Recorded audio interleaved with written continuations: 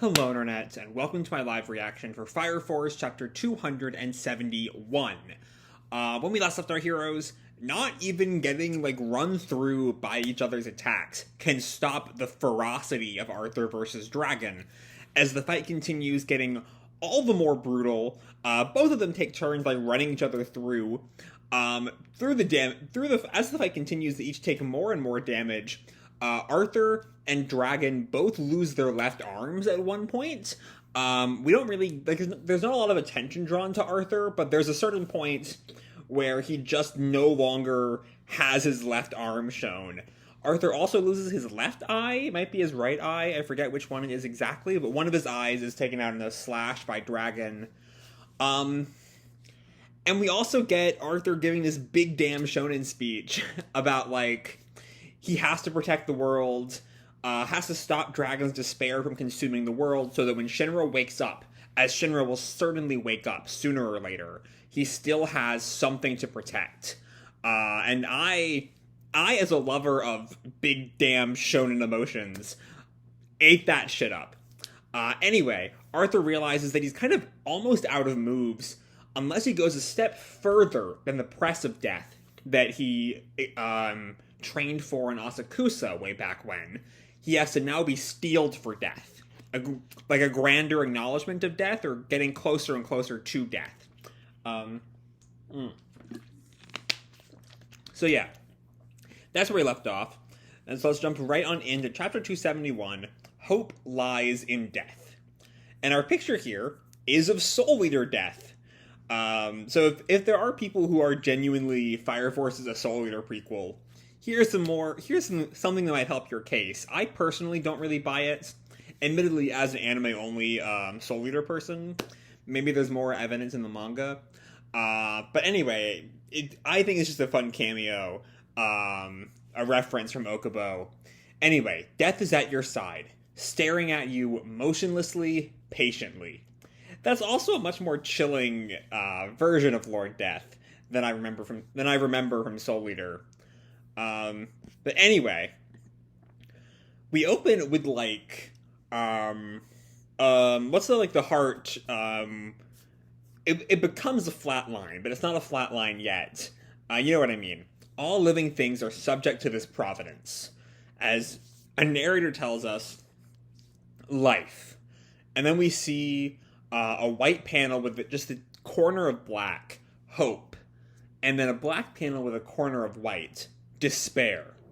The living live, and we see this image of hearts as a fruit on a vine, and ultimately die. And then we see a bunch of Lord Death masks.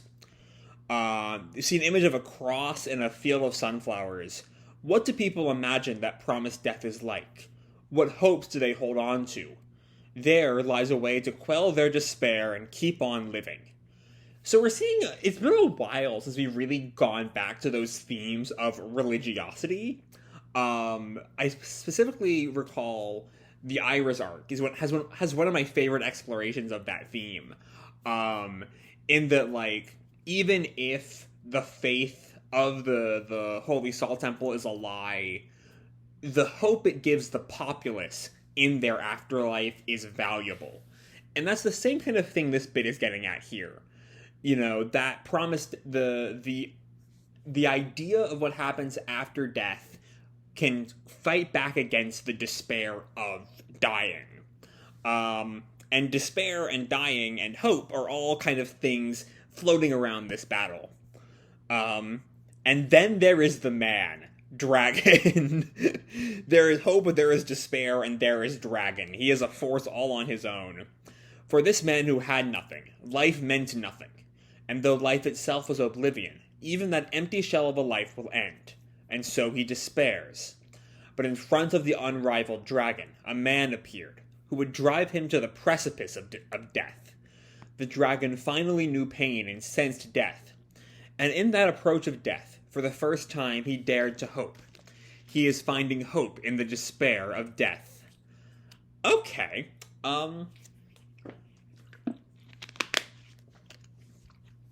So when I saw that title, I thought that would be about Arthur.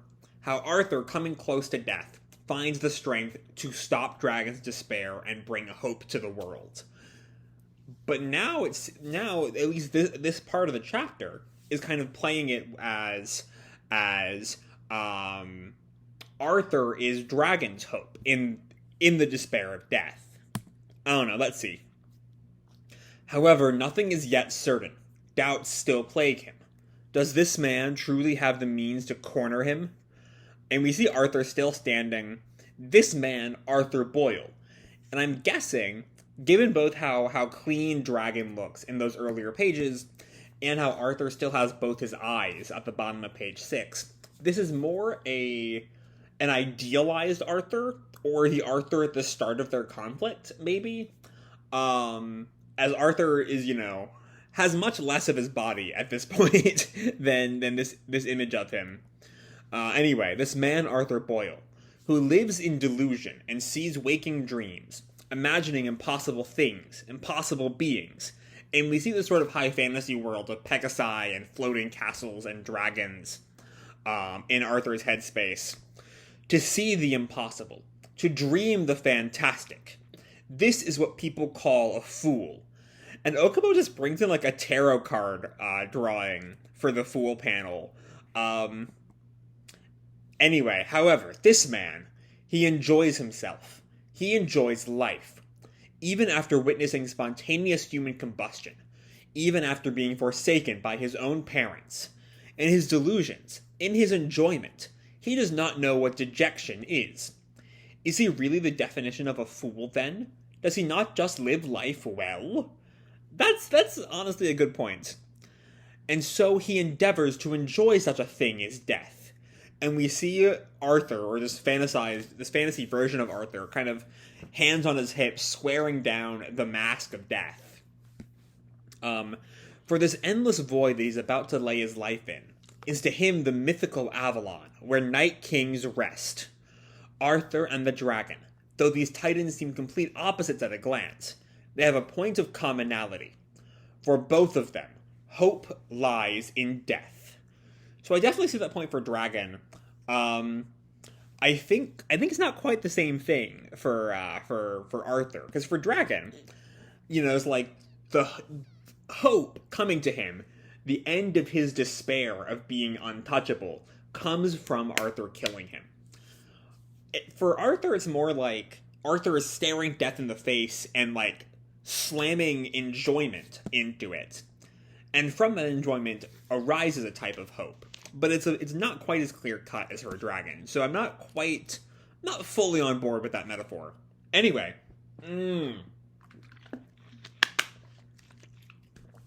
now we're back in the real world after like 10 pages of narrator. We get this gorgeous 2-page spread. I don't want to be too quick and say this is our thumbnail, because I'm pretty sure there will be some fantastic panels in the next 7 or 8 pages. But it's Arthur, he's got the holes in his gut, his right hand holding his sword, his left hand is still helpfully off view. We have not, it's I'm 100% certain there is no left hand, but we've not gotten a clear enough view of the left hand since he lost it that I can really say for sure. It's lost, but I want it clearer than it's been. Anyway, he's still swearing down Dragon. I shall finish you, Dragon. And then we see Dragon, the exact same kind of panel, taunting Arthur. Does my year's worth of despair end with your sword, Arthur? And then we see, once again, we get a shot of Arthur's left hand, but it's at a great distance. It's gone, but I can't quite make sure. Anyway, the extreme state that surpasses the press of death. Steeled for death. I'll only get one strike from here. The final one. And we get a note about press of death is the official term for superfire, and it's not a typo for pressure. Right, because I had forgotten way back when, 100 chapters ago, when the press of death was first mentioned. So Jamie translated it as superfire, I think. I'm not quite sure about how the translation comes in there, but the anime did call it press of death, as I recall. Anyway, I'll only get one strike from here, the final one. but he thinks as he squares Dragon down in one half of another really, really good thumbnail candidate. But this attack is only the beginning. And Dragon taunts him, "You cannot defeat me from there." And Arthur kind of readies his sword for like a huge swing. "Be thankful, Dragon, that I stood here. In this strike you'll find hope." And he rushes for Dragon. "Let's enjoy this!" And Dragon readies his flame breath. "Or death!" And Arthur, there's our clearest shot of the stump there. It's gone. There's no disclarity. It is gone. And I love this panel. Just seeing how bloodied and beaten Arthur is after 10 chapters of straight fighting. As he's going for what might be his final attack. Though that bit about this attack is only the beginning kind of confuses me. We'll see what he means by that. But anyway, Arthur goes in for the strike. Dragon readies his breath. And we just see, I think that's the sun rising over the earth. As we see an explosion. That might actually be no, that looks like the sun. I guess that panel is just not showing us the fight at all. And then we come back to the moon, like mid-explosion. As Arthur, he's like, I think he just lost his entire lower half of his body. Because it's fully in the fire, just like his left hand was last chapter. But that might provide the means he needs to finish Dragon off. That might be what Steeled for Death requires. Violet Flash! Even if he's been run through, he'll slice you apart.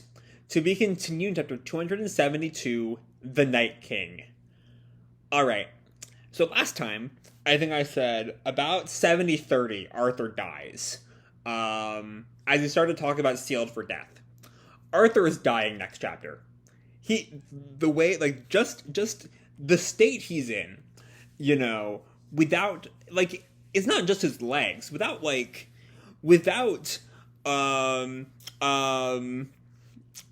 has no way to relieve himself of excess waste, you know what I mean? He can't piss or shit, and without a bladder and bowels, at the very least, and if he can't really do that, I think he just dies. A slow death if he doesn't die out here from his injuries. So yeah, this is Arthur's death. Maybe Adola, the power of belief that you can live with robot legs and not need all of those things maybe works. Not to get crass on here, but maybe Adola can find a way. The great thing about Adola is the power of the collective unconscious, is that can mean kind of anything, and most things are possible thanks to Adola. But even beyond that, with the state Arthur is in, and next chapter being simply titled The Night King, that is a, celebratory, final stand of Arthur Boyle moment. That's a lot. There's a lot going on there. That's not the kind of thing Arthur comes back from. This is Arthur's swan song. And you know what? What a fucking swan song it's been. But let's talk about this chapter as a whole. Not just that last moment. I will say, it's definitely, the least action-packed chapter we've had in a while. Specifically, the first, 8 pages. The first 2 are the cover and the scan later page. But 8 pages of its, 16 total. Though there are those 3 2-page spreads bumping up to 19. Either way, a good chunk of this chapter is, the narrator kind of making sure we get the how Dragon and Arthur act as foils of each other, which I for those of y'all who don't know, have a degree in English literature. It was a minor, sure, but it was still a degree in literature and a degree in theater, which came with a lot of script analysis. So I have a lot of experience in analyzing text. If there's one thing I'm like relatively confident in, it's my ability to analyze text. Especially with like 5 years experience doing this channel, which has over time very much grown into beyond just pure reactions into also a good bit of instant analysis. Not to toot my own horn or anything. So maybe for people who don't have that background, this bit of, here's how Arthur and Dragon are foils of each other, is very useful. So maybe it's just me who's just like, I didn't really need this. I knew this already. Though admittedly, if it's really just there so Okubo can end the chapter exactly where he does, it's worth it. It's worth it. The end of the chapter is so good. The final shot of, Arthur legless, missing his left hand, going in for his final chance to attack Dragon, or else he just dies and the human race goes with him. It's good. It's a fucking great cliffhanger. It's, one of the all-time great cliffhangers, at least in this series. Holy shit.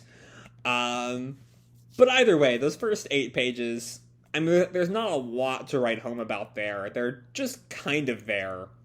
But then we get to the fight, as Arthur readies himself for the final blow. We get these 2 great, 2-page spreads, sort of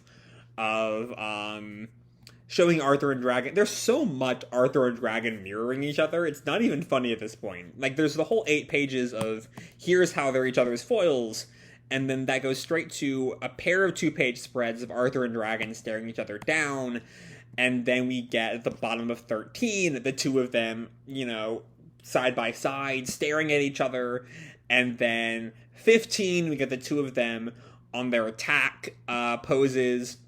And then that's the end of it for the direct kind of mirroring. But that's like 4 times or I think it's 3 times in 10 pages. Like, it's there's no subtlety here, which, like, that's not a bad thing. I'm not insulting it. This is still one of the great manga fights of all time. I mean, any complaint I have in this chapter is the most minor of nitpicks. The kinds of things in a worse series I would not even bring up, because there'd be bigger fish to fry. But this is just so good. This is just, God, Arthur steeled for death, closer to death than he can possibly be, probably seconds away from just dying. And I think, I'm trying to get a read on his face on that last panel. It looks like he's trying to open his ruined eye for the final blow. Which, alright, holy shit, good on you, man. Yeah, God, I don't know. And I love that line. That's like the blurb is even inside the blast, and the size is much larger than a normal blurb. But that even if he's been run through, he'll slice you apart. That's just good shit. That is just good shit. And I cannot wait to see how this fight shapes up. But I'm also super not ready for this fight to end, especially because I am, at this point, 99.9% sure Arthur is dying next week. I hope I'm wrong. One incredibly minor quibble about this fight is that what I love about Arthur is that he's a goofy dumbass, and this fight is Arthur as, super strong shonen hero, and god damn it, he pulls it off. He is incredible in that role.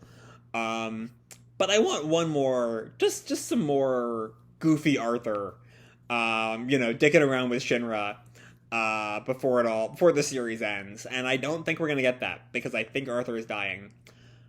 But on that note, next chapter will be the final moment of the Night King, and we will all be here to witness it. And I can't wait. What else there to say about Arthur versus Dragon at this point? Ben, it's fucking fantastic. So yeah, I'm gonna leave this video off here. Hope you all enjoyed the chapter and the video itself. If you did, feel free to drop me a like or subscribe. You know, do whatever makes you happy, you know? And remember, your life is your own, okay? Bye!